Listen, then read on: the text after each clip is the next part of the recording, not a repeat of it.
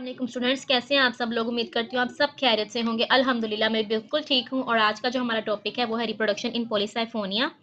तो आज हमने देखना है कि पॉलीसाइफोनिया में किस तरह से जो है वो रिप्रोडक्शन होती है। सेक्सुअल रिप्रोडक्शन देखेंगे और एसेक्सुअल रिप्रोडक्शन देखेंगे। ठीक है, तो वीडियो को लेक्चर को स्टार्ट करने से पहले आपसे रिक्वेस्ट है कि आप चैनल को सब्सक्राइब कर दें, वीडियो को लाइक करें, ज़्यादा से ज़्यादा इसको शेयर किया करें ताकि दूसरे फेलोज को भी इसका जो है फ़ायदा हो सके। ठीक है, इसके अलावा आप इंस्टाग्राम पे फॉलो करें, डीएम करें, कोई भी क्वेश्चन है, कुछ भी आपकी डिमांड्स है तो आप बता सकते हैं। इंशाल्लाह उसको मुकम्मल पूरा करने की कोशिश करूँगी। और इसके अलावा जो प्लेलिस्ट हैं बॉटनी बी और डी की, ए ये मीन्स के सेपरेट चारों कोर्सेज जो हैं, चारों सब्जेक्ट्स जो हैं उनकी एक्चुअली ए और सी की मैं बना चुकी हूँ। तो बाकी बी और डी के अभी लेक्चर्स अपलोड नहीं किए बिकॉज़ डिमांड्स नहीं थी। लेकिन अभी अगर आपको चाहिए तो उन लेक्चर्स को भी इंशाल्लाह जल्द ही मैं अपलोड करती रहूँगी साथ-साथ। तो उस तरह ही आप उसको देखें तो इंशाल्लाह आपको जो है उसका काफ़ी फ़ायदा हो जाएगा। तो आपने जो है साथ-साथ वीडियोज़ को देखना है, बिल्कुल भी स्किप नहीं करना है।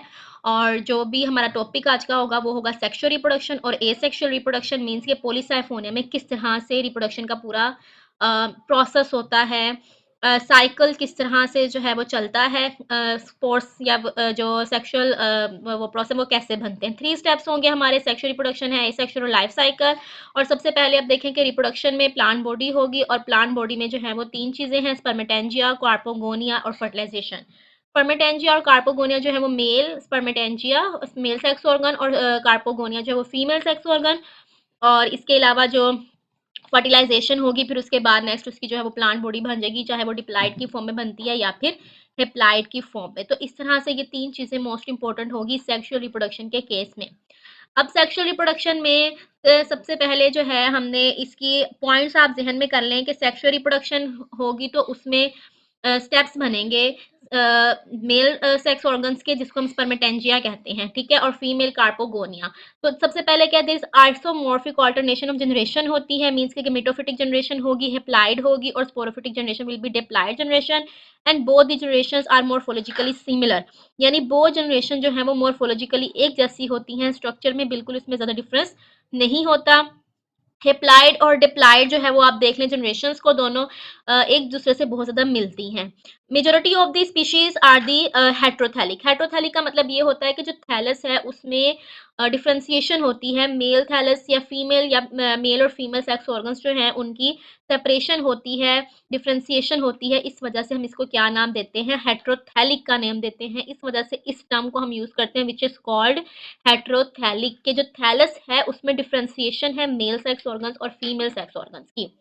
जो मेल सेक्स ऑर्गन्स हैं वो सबसे पहले आप उसमें देखें दिस इज दिस स्पर्मेटेंजिया, जैसे उनके नेम्स ही बता रहे हैं। तो इस वजह से हम इसको जो है हेट्रोथैलिक का नाम देते हैं, स्पर्मेटेंजिया और कार्पोगोनिया की प्रेजेंस की वजह से। So that's why this term is called heterothallic. इसको आप अंडरलाइन करो, हाईलाइट करो, डेफिनेशंस भी आ जाती हैं। स्पर्मेटेंजिया क्या है? Spermatangia the male sex organs which is the spermatangia are produced in the cluster. Cluster की फॉर्म में बनेंगे ऑन फर्टाइल ब्रांच, यानी फर्टाइल ब्रांचेस के ऊपर। And each fertile branch has C central row. इसमें क्या होता है कि दरमियान में एक सेंट्रल रो होती है सेल्स की, and which is surrounded by the peri central cells. और इसको सराउंड करते हैं पेरी सेंट्रल सेल्स, जो साइड्स पे सेल हैं वो। और each peri central cell cut off one और the more spermatial mother cells. और जब भी पेरी सेंट्रल सेल्स कटते हैं तो वो हमारे पास बना देते हैं स्पर्मेशियल मदर सेल्स, जिससे फिर डिवीजन होने के बाद जो है वो स्पर्मेशियम बनेगा।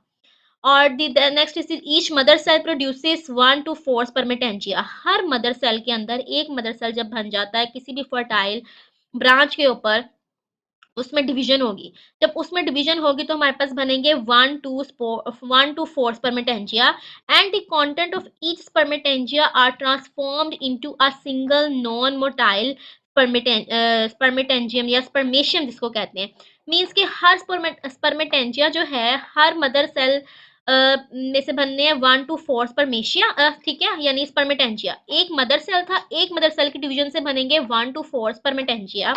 अब जो हर स्पर्मेटेंजिया है उसका जो इनर वाला कंटेंट है it will be transformed into single non motile spermatium. And this spermatium is released by dissolving of the wall, यानी जब वॉल को डिसॉल्व कर दिया जाएगा, स्पर्मेशियम की वॉल को डिसॉल्व कर दिया जाएगा स्पर्मेटेंजिया की वॉल को डिसॉल्व कर दिया जाएगा तो स्पर्मेशियम को रिलीज कर दिया जाएगा and it will be transferred या carried out by the water current to the carpogonium, क्योंकि अब स्पर्मेटेंजिया से इस स्पर्मेशियम ने या जो मेल स्पोर्स हैं उनकी जो है वो मूवमेंट होगी and this movement will towards the carpogonium with the help of water currents. Water currents की मदद से जो है वो कार्पोगोनियम तक पहुंचेंगे। नेक्स्ट फिर हमारे पास जो है वो कार्पोगोनियम का स्ट्रक्चर होगा और फिर उसमें वहां पे लॉजिंग डाउन हो जाएगी स्पर्मेशियम की, यानी स्पर्मेशियम जब वहां पे जाके गिरेंगे तो किस तरह से उसकी मूवमेंट होगी और फर्टिलाइजेशन होगी। ठीक है, तो स्पर्मेटेंजिया से मूव करेंगे कार्पोगोनियम की तरफ। कार्पोगोनियम क्या है? It is the female sex organ carpogonia are produced singly on the female fertile branch. जो भी फीमेल फर्टाइल ब्रांच होगी उसके ऊपर ही कार्पोगोनियम डेवलप करेंगे। The apical cell of the carpogonium filament, जो एपिकल सेल है, ऊपर वाला सेल है कार्पोगोनियम फिलामेंट का, it will be transformed into the our carpogonium. वो कार्पोगोनियम में ट्रांसफर हो जाएगा, बिल्कुल कंप्लीटली एपिकल सेल से बनेगा carpogonium. Each carpogonium is flask shaped structure having a basal swollen portion। हर कार्पोगोनियम के ऊपर जो है एक उसका फ्लास्क शेप स्ट्रक्चर होगा जिसको हम नेक शेप कहते हैं और उसके साथ में जो है वो बेसल पोर्शन होगा which is the swollen portion, नीचे से फूला हुआ। ठीक है, which contain the egg and upper elongated neck called the trichogyne. और जो अपर इलोंगेटेड नेक है उसको हम नाम देते हैं ट्राइकोगाइन का, जो ऊपर से नेक वाला स्ट्रक्चर है। अब जब फर्टिलाइजेशन होगी, अच्छा ये ट्राइकोगाइन की जो टर्म है इसको आप जो है वो अंडरलाइन कर लें। नेक्स्ट हमारे पास प्रोसेस होगा फर्टिलाइजेशन का। अब स्पर्मेशियम वहां से रिलीज हो गए हैं स्पर्मेटेंजिया में से और होगी fertilisation when the spermatium lodged on the trichogyne the wall of the boat to dissolve. उसकी वॉल को डिसॉल्व कर दिया जाएगा, यानी जो स्पर्मेशिया का कंटेंट है उसको भी रिलीज किया जाएगा और जो वॉल है ट्राइकोगाइन की वो भी डिसॉल्व हो जाएगी। The spermatium nucleus along with the surrounding cytoplasm, जो स्पर्मेशियम का न्यूक्लियस था वो वॉल के साथ, क्योंकि वॉल तो डिसॉल्व हो चुकी है ना, जैसे मैंने पहले बताया the lodge down on the tricho, wall जो है वो डिसॉल्व हो जाएगी, उसकी स्पर्मेशियम की वॉल भी डिसॉल्व हो जाएगी और ट्राइकोगाइन की वॉल भी डिसॉल्व हो जाएगी। अब जो स्पर्मेशियम के अंदर न्यूक्लियस है it will move enter with cytoplasm enter into the trichogyne. वो ट्राइकोगाइन के साथ अंदर एंटर हो जाएगा and reach to the basal portion. नीचे जो बेसल पोर्शन है वहां पे पहुंचेगा and there will be the egg is fertilised. Egg की जो है वो फर्टिलाइजेशन हो जाएगी।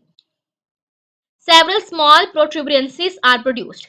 स्मॉल जो है वो फर्टिलाइजेशन के बाद प्रोट्यूबरेंसेस बन जाएंगी produced on the surface of the placental cell. ठीक है, प्लेसेंटल सेल वो सेल है जहां पे प्लेसेंटेशन होती है, मींस के स्पर्मेशियम का जो कंटेंट है न्यूक्लियस आके लॉज डाउन करता है और अटैचमेंट होती है प्लेसेंटल सेल पे, प्लेसेंटेशन होगी, वहां पे प्रोट्यूबरेंसेस बन जाएंगी and diploid nucleus is migrated into the protuberance. और जो डिप्लॉयड न्यूक्लियस है जिसकी फर्टिलाइजेशन हो चुकी है it will move to the protuberance. उस प्रोट्यूबरेंस के अंदर वो डिप्लॉयड न्यूक्लियस जो है वो मूव डाउन करके या माइग्रेट करके जो है वहां पे चला जाएगा उस प्रोट्यूबरेंस के अंदर, वहां से रिलीज हो जाएगा एंड सेप्टा इज प्रोड्यूस्ड।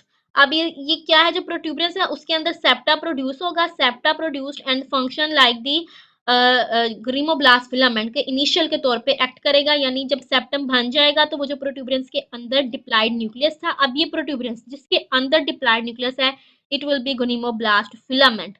इसका इनिशियल होगा, गोनिमोब्लास्ट फिलामेंट नहीं लेकिन उसका इनिशियल, इनिशियल वो सेल्स होते हैं, हम बॉटनी में इस टर्म को पढ़ते हैं इनिशियल, मीन्स कि इस सेल से नेक्स्ट उसकी जो डेस्टिनी है उसने बनना क्या है तो वो गिनोमेलास फिलामेंट बनेगा।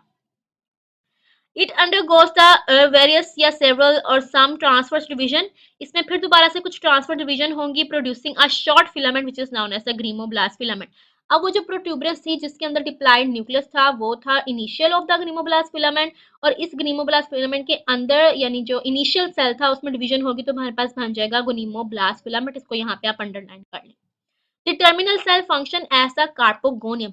अब जो गोनिमोब्लास्ट फिलामेंट है उसका जो टर्मिनल सेल है, टॉप सेल है, कॉर्नर वाला सेल है, it will act as carpogonium which produced single non motile diploid carpospores, जिसके ऊपर नॉन मोटाइल डिप्लॉयड कार्पोस्पोर्स बन जाते हैं and the carpospores are liberated by the rupture of the carpospore wall. Carpospore wall के rupture की वजह से जो है वहां पे उनको रिलीज कर दिया जाता है जो कार्पोस्पोर्स उसके अंदर बनेंगे। अब जो नेक्स्ट है वो हमारे पास है ए सेक्शुअल रिप्रोडक्शन। ए सेक्शुअल रिप्रोडक्शन मींस के फर्टिलाइजेशन के बगैर, गेमीट्स की फॉर्मेशन के बगैर किस तरह से इसमें रिप्रोडक्शन होती है, न्यू स्पोरोफाइट्स या गेमेटोफाइट्स बनते हैं।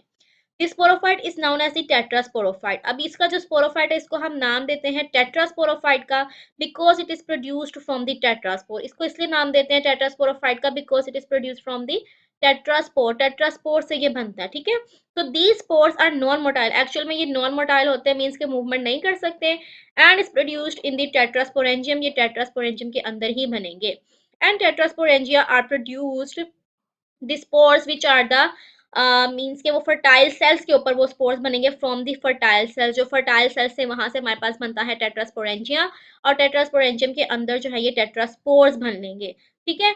Only now the tetrasporangium is produced in the one tier of the cell. जो टेट्रास्पोरेंजियम है वो एक्चुअल में सेल्स की सिर्फ एक ही लेयर के ऊपर बनते हैं या एक ही टायर के ऊपर बनते हैं, और the mostly several tetrasporangia are produced on each tier, यानी each branch of the successive tier. Means के टेट्रास्पोरेंजिया जो हैं वो डिफरेंट लेयर्स है ना, सेल्स की डिफरेंट टायर्स हैं, डिफरेंट उसके लेवल्स हैं, तो उसके ऊपर ही टेट्रास्पोरेंजिया जो है वो सेवरल टेट्रास्पोरेंजिया बन जाएंगे। ये fertile cell is smaller than the other cell. जो फर्टाइल सेल है वो थोड़ा सा छोटा होता है साइज का, ताकि उसकी डिफरेंशिएशन की जा सके। This cell cut off the small peripheral cells, जो सेल है वो कट ऑफ कर देगा स्मॉल पेरिफेरल सेल्स को from the outside and two और मोर लार्ज कवर सेल्स। और उसमें दो या उससे ज्यादा, वन और टू, उसमें जो है वो लार्ज कवर सेल्स बन जाते हैं, जो पेरिफेरल सेल्स के बाद साथ में पेरिफेरल सेल्स एक तो साइड से निकलेंगे टेट्रास्पोरेंजिया के, और साथ में कवर सेल्स।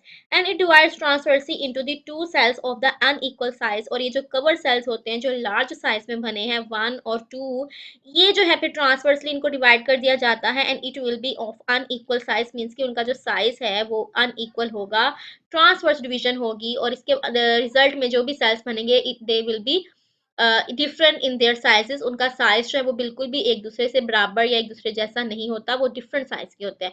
इस फॉर्म में जो ये स्पोरोफाइट में स्पोर्स बनते हैं, जिसको हम कहते हैं टेट्रास्पोर्स, बिकॉज वो एक की डिवीजन या टेट्रास्पोरेंजियम के डिवीजन से बनते हैं, इसलिए हम इसको नाम देते हैं कि ये टेट्रा स्पोर्स है, जैसे फर्स्ट लाइन में बताया गया। तो वो इसका रीजन है कि इसको टेट्रास्पोर्स या टेट्रास्पोरोफाइट क्यों कहेंगे, क्योंकि जब टेट्रास्पोर से ही नेक्स्ट आगे स्पोरोफाइट बनेगा तो उसको हम कहेंगे टेट्रास्पोरोफाइट। अब जो दो डिवीजन हुई थी, the lower small cell becomes the stalk of the cell.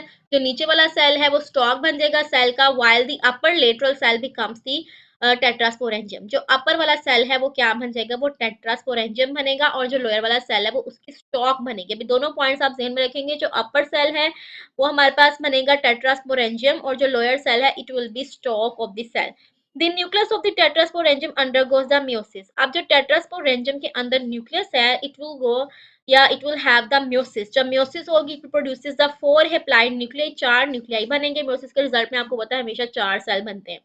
Each nucleus along with the cytoplasm from the transforms into the tetraspore. हर न्यूक्लियस अपने हेप्लाइड साइटोप्लाज्म के साथ और न्यूक्लियस के साथ एक टेट्रास्पोर बन जाता है, मतलब चार टेट्रास्पोर बनेंगे। The tetraspores are liberated by the rupture of the sporangium wall। sporangium wall के rupture होने की वजह से ही इन tetraspores को वहां से रिलीज कर दिया जाता है। And this tetraspore germinate to produce the gametophytic plant body and the life cycle is complete। और ये जो टेट्रास्पोर्स हैं ये कंप्लीट जब इसकी जर्मिनेशन होगी, ये जो है कहीं पे भी जाके फॉल डाउन करेंगे तो लाइफ साइकिल कंप्लीट हो जाएगा, और जर्मिनेशन के बाद बनेगा स्पोरोफाइट। और स्पोरोफाइट के बाद आपको पता है कि स्पोरोफाइट के ऊपर जो है फिर से दोबारा स्पोर्स बनते हैं, तो इसी प्रोसेस को हम कहते हैं कि उसमें स्पोरोफाइट और गेमिटोफाइट, क्योंकि गेमिट्स बनेंगे ना उनको हम गेमिटोफिटिक जनरेशन कहते हैं और स्पोरोफिटिक जनरेशन। तो जब कंप्लीट होगा लाइफ साइकिल तो उसमें जो है it will produces the gametophytic plant body, और इस तरह से साइकिल जो है कंप्लीट हो जाएगा। तो आई होप कि आपको लेक्चर आज का बहुत पसंद आया होगा, और अगर पसंद आया हो तो इसको लाइक और शेयर करना मत भूलें। इसके अलावा चैनल को सब्सक्राइब करें, मुझे अपनी दुआओं में याद रखें, ख्याल रखें, अल्लाह हाफिज।